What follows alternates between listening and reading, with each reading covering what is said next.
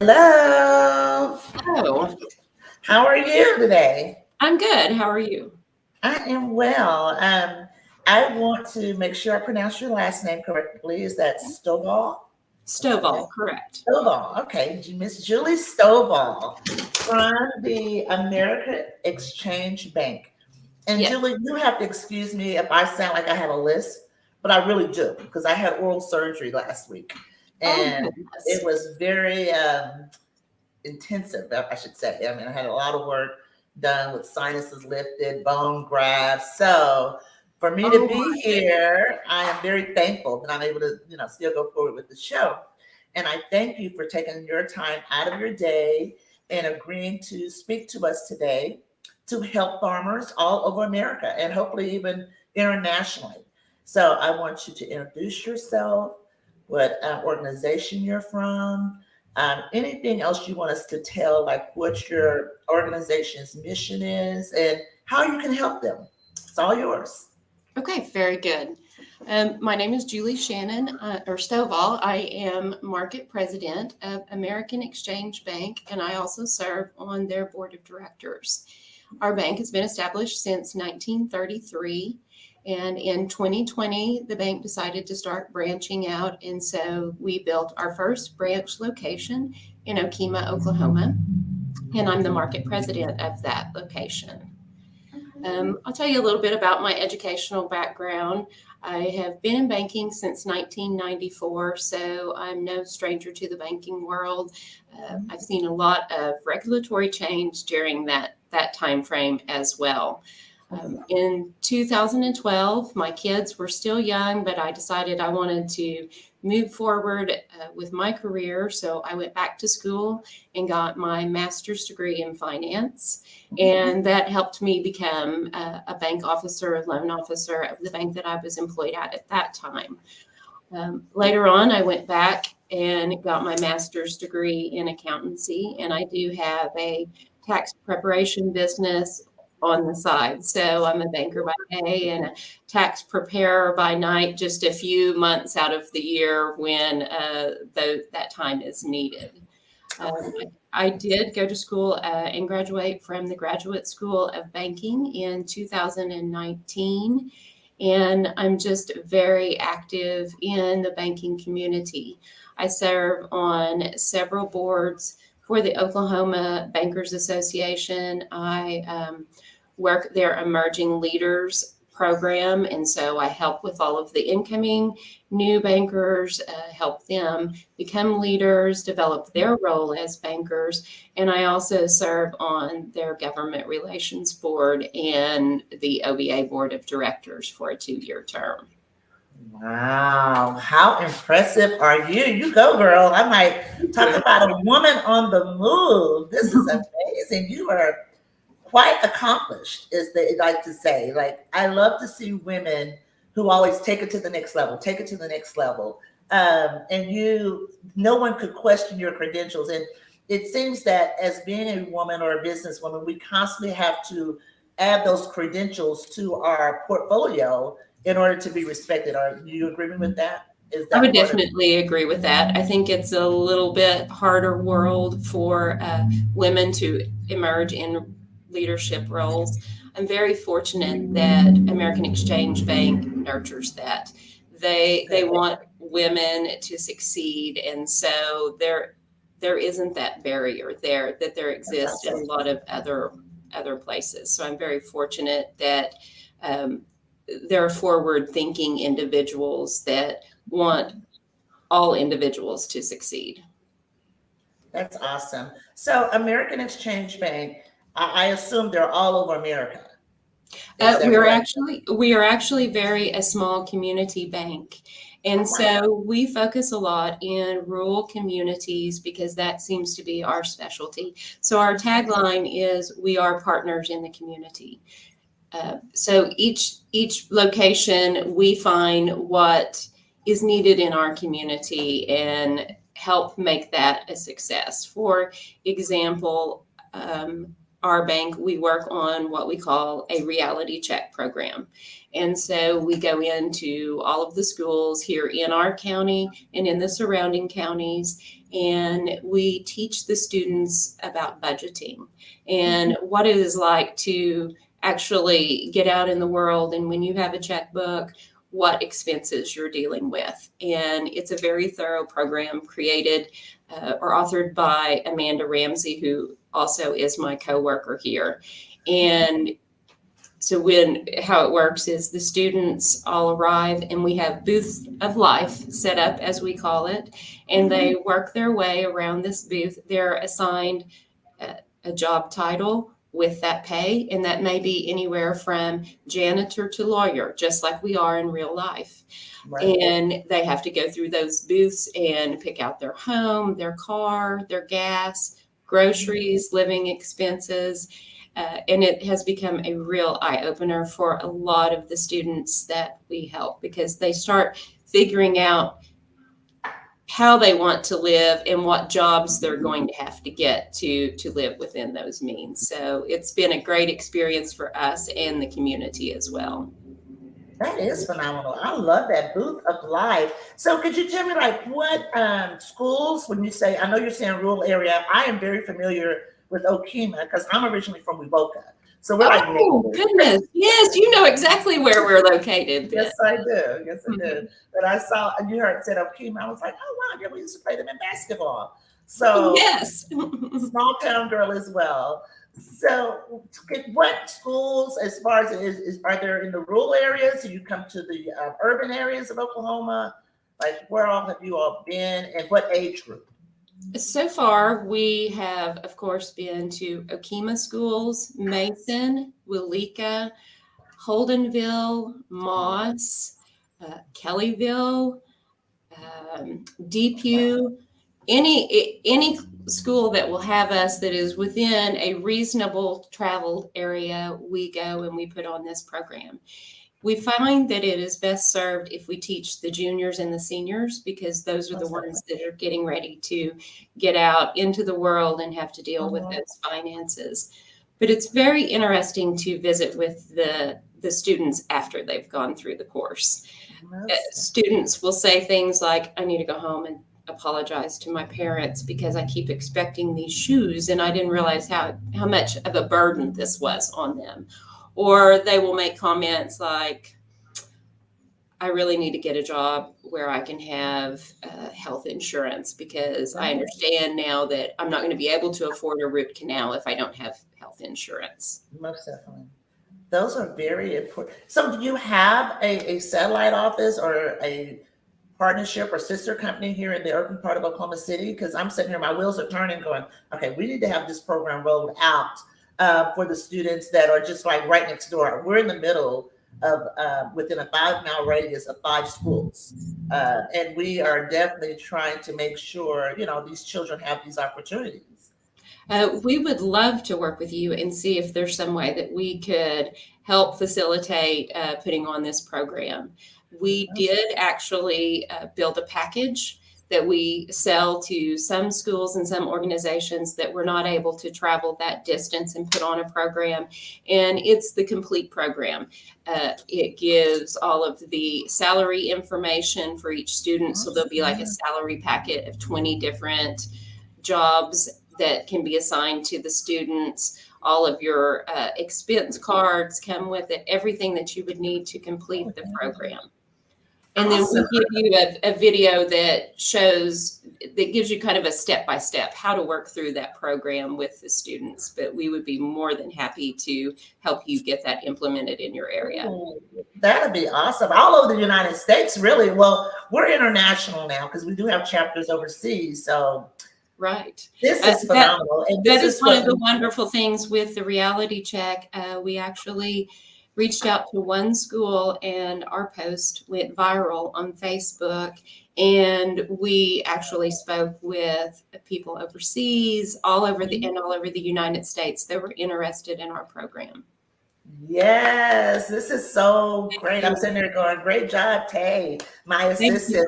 So I was like, when she's told me, now I'm going to fast forward it and like come into the agriculture industry as far as with adults, because I know that most of our viewers, that's what we are needing to get into the communities, especially for small farmers, for underserved farmers.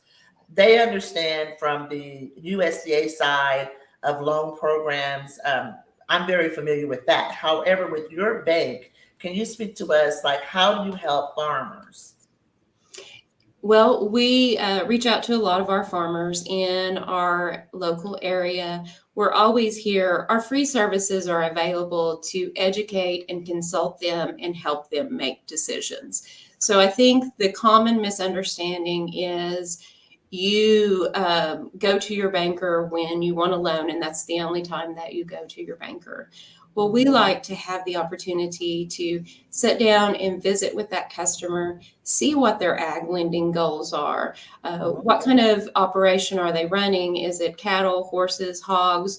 Is it a crop operation? What are they doing? What resources do they have now? Where do they want to be? And we want to work through that process with them to get them there. So we do a lot of ag lending on real estate in the area, cow and calf operations, stocker operations.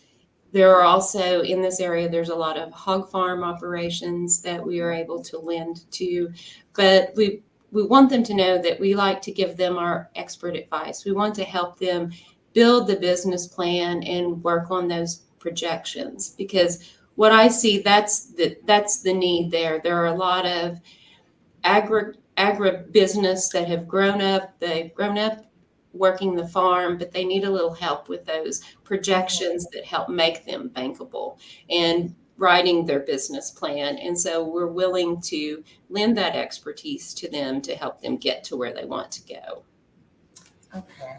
Well, that is exactly what we are trying to introduce to farmers, underserved farmers, beginning farmers, how important it is to work with your local bank. Because as we know, as far as with the USDA, you are the first stop. The USDA is the second stop. Am I correct? Yes. It's supposed to be, you're supposed to try to work with your local bank or in your area. Maybe it's not in your area, but making sure that farmers or people who's wanting to get into the agriculture industry, that they actually come to you all, like banks like you all. When I Yes. say, and what are some of the? I mean, of course, credit check. Is it a real strict uh, credit check? Yes, if you're talking about establishing a business, there is a strict credit check. So Okay. the client would need to not have collections on their credit history, have at least a good 24 solid payment history of payments being made on time. Also, a down payment. Okay. We like to see our clients work towards building that down payment so that when they're ready to do the loan, they have the cash funds they need to make the purchase that they need to make. And then also, we do partner with FSA on Okay. those smaller organizations that are just starting up. So we do FSA guaranteed loans. Very And we also partnered with the 40-50 split loans. So we may carry 40 or 50% of the loan balance. FSA will carry the other balance of it. And so that helps the borrower because the FSA portion is usually a little more liberalized lending terms than is traditional banking terms. And that helps the customer later on in the long run. A lot of times they get their start with FSA, and in about 4 or 5 years, they're then bankable. They've built their assets up, they have equity in their business, and then they're bankable customers. But we don't mind visiting with those customers on the front end to help get their packages together so that, because our goal is to get them to be bankable customers as well. And that should be the ultimate goal. I mean, is to Yes. make sure they're bankable. When you say on the 40-50 split, what is usually the, is there like a 10% down payment? Like, what is, Yes, usually at that point, the customer, their ag business has grown where they're not just totally relying on FSA for their lending. And Okay. so at this point, FSA pushes them into this other phase of a customer has the 10% down. Okay. FSA will do 40% of the loan balance, and then we will facilitate the other 50%.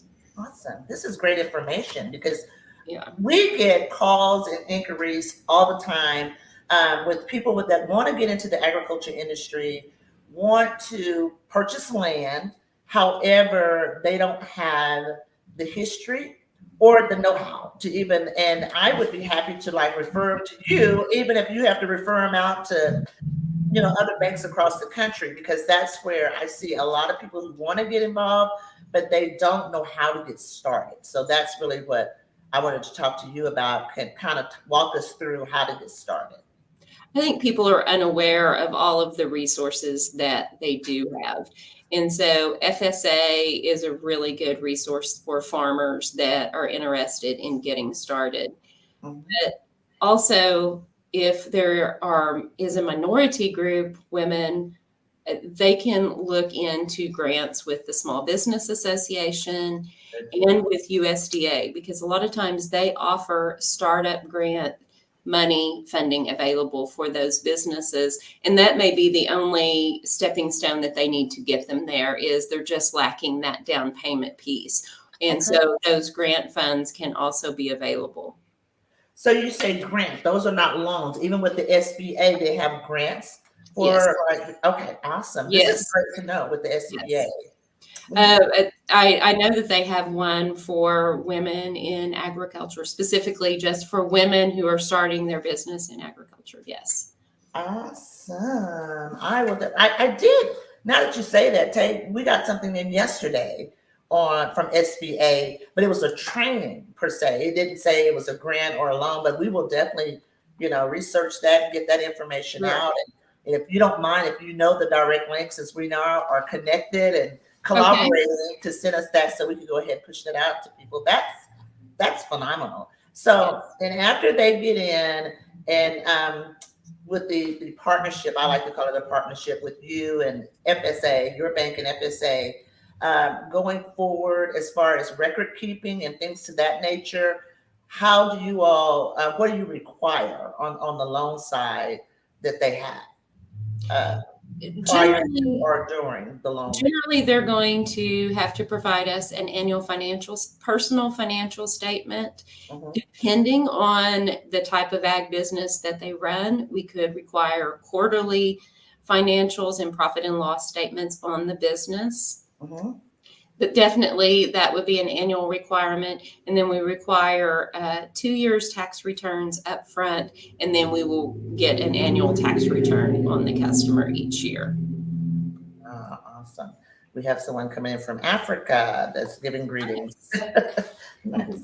Okay. So 2 years, this is on the front end. So if they come into you, they need to have their ducks in a row, 2 years of tax returns, a personal financial statement, like something like that. It's simple. I know what a personal financial statement is, but can you explain or show us where we can go download such a tool or a form for the farmers to have that ready to talk to you?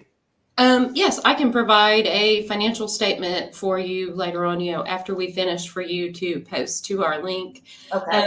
But a financial statement, when I say that, oftentimes they give me that deer in the headlight look. And because a lot of people are not familiar, that is just a statement that is a listing of your assets. Which is everything that you own of value: your home, your car, your cattle, personal property, boats, ATVs, farm equipment. All of that are considered assets. And then liabilities would be everything that you owe, the debt on any of those items. Right. Okay. That is exactly what we need, because a lot of farmers, that scares them. When you say that, they just don't know. And it's as simple as what you're saying: what you own and what you owe. Yes. That's what it is. Well, and what scares them too is they feel like that we're reporting all of their assets somewhere to some entity, and we're using Right. that for our personal information, but I think that it just makes them nervous to list all of those assets out on paper, but that's really to their benefit because it provides lending strength when we can see the whole picture. Most definitely. But a lot of times they're afraid to give that information. But I would like to tell anyone out there, list everything on your financial statement because that's what's bringing the financial strength and the big picture to the table for us. Awesome. This is so good. This is great information. And I'll Oh, keep saying thank you. I'm appreciative because I really am. Now, do you have anything you want to share with us? Maybe or even like the website or something. I know you and my assistant kind of had a conversation before we got started. So I wanted to make sure that we could let someone see some tangible things or tools to be able to work. I'd really invite everyone to go to our website. It is American Exchange Bank,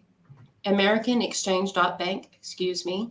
We have a nice video on there that explains all about our history, how American Exchange Bank um, came into fruition today, talks about the past, present, and future, where we're going. But then there are a lot of tools that you can click on the website to help you maybe calculate a loan payment. And it also talks about our products and services.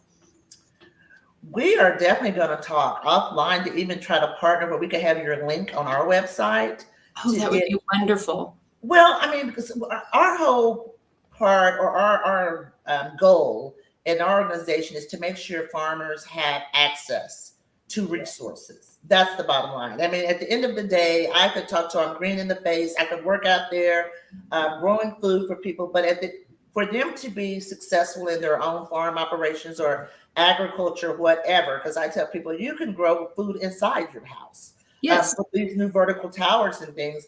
But it's so important that you have access to resources to grow your business in order to survive because you won't be able to buy the food if you don't have any money.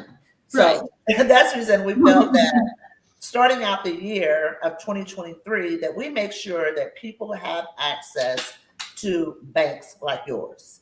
That they understand that you are ultimately the first stop even before you go to FSA. That FSA is the secondary. And a lot of people don't understand that. And 90% of the people, to be honest with you, that I work with are underserved farmers, and they would have to come to you, but then you would have to direct them to FSA. If that makes sense. Yes, You know, yes, for certain economic or socioeconomic barriers that are there, they're not able to participate in your programs right off. If it be as a result of credit report, don't have the personal financial plan. And those are things that I'm going to be working with on our team to make sure we work with your bank to get this tool out there, that we right. can start building these personal financial plans because that's what it takes for anyone to do anything in agriculture, any business for that matter. So, That's the part we enjoy. We like to help a person get from point A to point B and be able to see their success. That's the fun part of lending for us is being able to make their dreams happen. most definitely. What about land bank? Do you have a land bank? Because we get a lot of inquiries about they want to buy land and they don't know where to go look for land. Or do you have any advice on that you could share with the people? We do a lot of land lending in our area, a lot of large tracts of land because we do have a lot of ranchers that are running 200 head of cattle or Mhm. so to speak. And so we do our own in-house land lending. We do require, 25% down, but sometimes that down payment doesn't always have to be in cash. And so I Okay. think that's what deters customers from coming in the bank because they think they may not have that 25% down. But when we look at the overall picture, it could be that we could do a side loan on maybe their equipment to help them get that down payment to actually buy the land. Okay, awesome. So, say for instance, if they had some cattle or some equipment, they could use that as collateral to get some money from you all to put toward the loan. Am I following you correctly? Yes, depending on, as long as everything fit within their debt to income ratios, credit, Mhm. and all of those things. But yeah, we try to work with them to help them get what they need. And so if it makes sense to do a side loan for the down payment based on other assets that they have, then we do that for them. Awesome. So, what about, do you have somewhere on your website where you have land for sale, like people maybe selling their land? You have a resource that they could look at and try to find land somewhere in Oklahoma, say, for instance, or wherever in the United States? We do not have that on our website, but I do have a lot of real estate connections. I do stay in touch with what's for sale in the area. Mhm. So if a customer called and was interested in purchasing 80 acres in Okfuskee County, I could Mhm. probably instantly give them three realtors that would be suitable to help them find that property that works for them. Well, I would like to talk to them as well. And you can Very refer them, but I need to talk to some real estate people because I get a lot of those inquiries or, requests like, where can I find land or who can I talk to? And usually I would direct them, of course, to the FSA, Farm good. Service Agency website because they have some things that's posted out there. But it would be nice to have another, real estate or banker or whomever be able to direct them to some properties. Um, as far as anything else you think that people need to know, because we're coming at the end and I don't want to like drag it out with your day, but anything you want to share with farmers or with anyone, not they don't have to be in the ag industry, but be able to share something. I think that I would just say if this is something that you're wanting to do, if you're wanting to get into the ag industry or you're wanting to start a business, you need to not be afraid to start the dialogue. A lot of people are afraid to start that dialogue with the banker because they don't want to hear no. And Right. believe it or not, we don't want to say no. We Mhm. want to help you. So feel comfortable to start that dialogue with a local banker or even I would talk to even someone out of state if they called and they just had questions on how to get that business piece started. So I say just be comfortable to start the dialogue, to start learning about the resources out there. Okay, that's good to know. Like you guys heard it. She said she'll speak to you even if you were out of state. So you all see here that we have resources. There's no excuse or to be afraid. You have good people, and Miss Julie is the leading female to me. I've never seen Well, a thank you. banker so accomplished. Um, Coming out of my home state, I have to say, that is phenomenal that you have all those accolades and you're able to really help people. My assistant has put your information down here if you all want to contact her and learn more about their programs. Also, do you mind if we just play a little bit of your video, Julie? No, So, I'd love that. That would be okay, great. okay. So we're going to go ahead and go into your video and hopefully you all will get something from it. Again, any questions you that are out there viewing us, please feel free to put your questions in the chat and we will try to get your questions answered while we have Miss Julie on. Great. Dr. Steele, thank you so much for having me here today. You are most welcome. We are just, I mean, this is great information because, again, there are so many ways that people can grow and don't realize that it's right there at their fingertips and it's not that hard. Exactly. Yeah, They're just afraid oftentimes to take that leap.